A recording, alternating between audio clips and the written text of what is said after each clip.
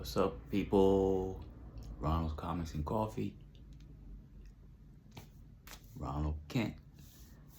Comics and Coffee. Coming through, y'all. Today we're going to do a little spotlight on Cloak and Dagger.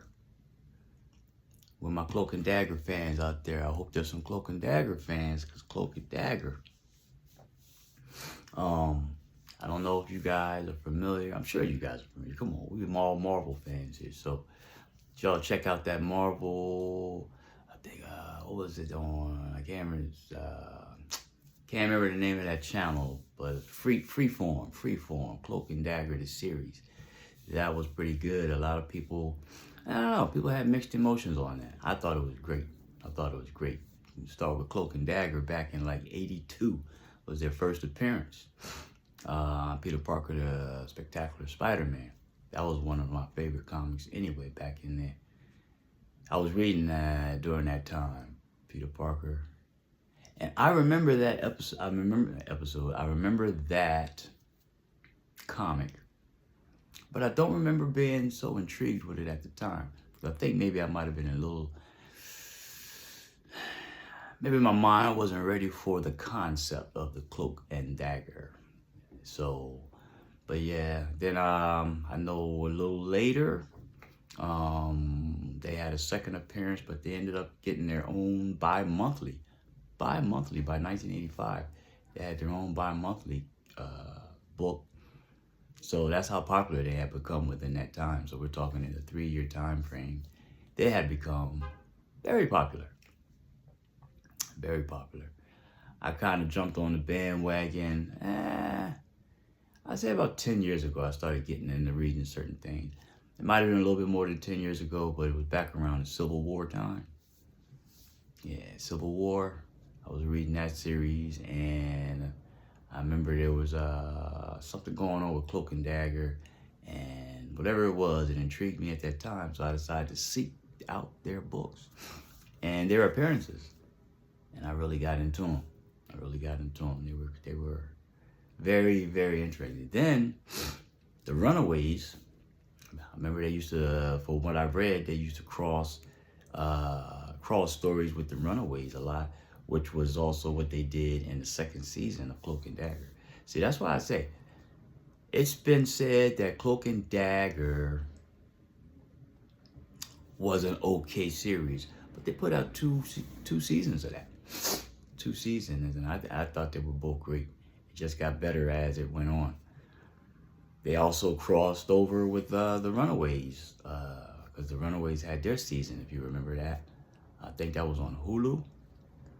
Man, those were good times when all that stuff was coming out on Hulu and Freeform and whatever else. This was before the Disney, Netflix, I guess.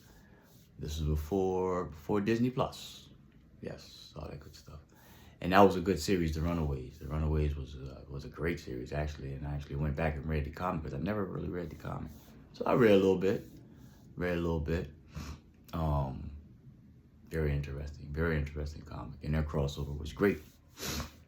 But yeah, so reason I got excited about Cloak and Dagger is that they have a new series coming out. So I've been kind of, scanning through to see what series I want to maybe, jump on. But I don't want to jump in the middle of something that's way, hundreds and hundreds of issues. I want to jump on a new series.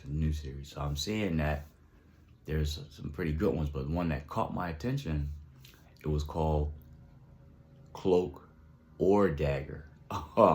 Ooh. So you could take from that what you want, but